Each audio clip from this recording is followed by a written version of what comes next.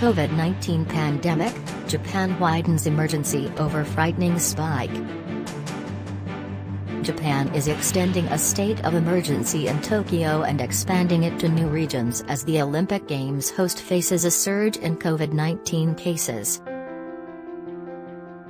Japan's Prime Minister Yoshihide Suga warned infections were spreading at an unprecedented rate, urging the country to watch the Games from home.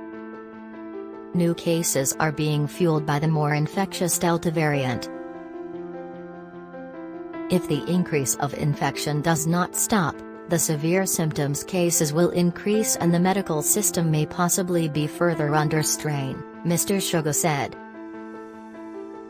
Earlier, Health Minister Norihisa Tamura warned that the country had entered a new, extremely frightening, stage of the pandemic.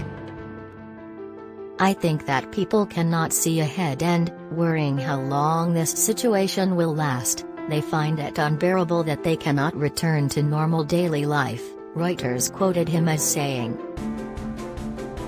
Japan has had some success fighting COVID-19, keeping cases and deaths low for months, but is now seeing record cases.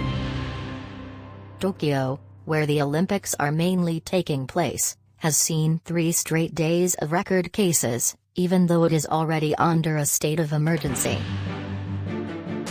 Olympic organizers reported 27 new infections at the Games on Friday, bringing the total since the start of July to more than 200.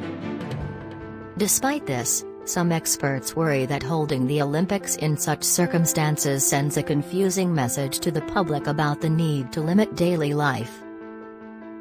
Under the state of emergency, bars and restaurants must stop serving alcohol and close early. 3 regions, known in Japan as prefectures, along with Osaka, will go under the restrictions from 2 to 31 August, with the measures in place in Tokyo extended to the end of the month.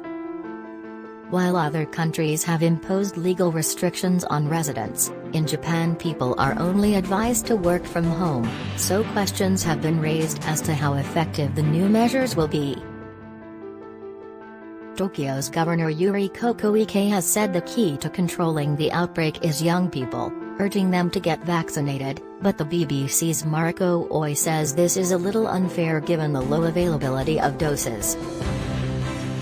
Speaking to the BBC, some young Japanese people were skeptical about whether the new measures would work. I can sense that we are getting too used to the state of emergency, so it's not stopping people from going out, said one.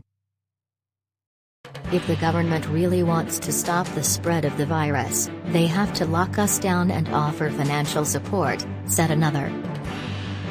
Other countries in the region have also tightened rules to halt the spread of the more transmissible Delta variant, with China halting flights in Nanjing and Australia deploying troops in Sydney.